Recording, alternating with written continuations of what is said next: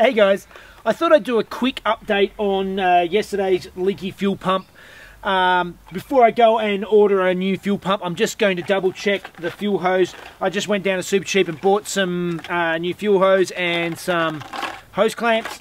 So I'll replace the fuel hose first and then check and see if it's still leaking. If it's still leaking, then I'll order a new fuel pump. If not, I'll just, well then, it's all good. So let's change it over.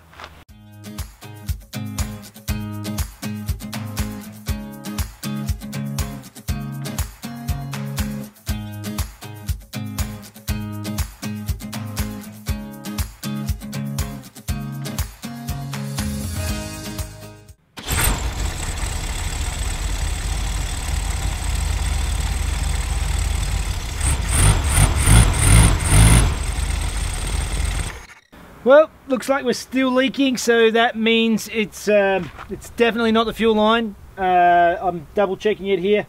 It looks like we got a leaky fuel pump, so it's time to order a new fuel pump, which is really annoying. But oh well. See you guys.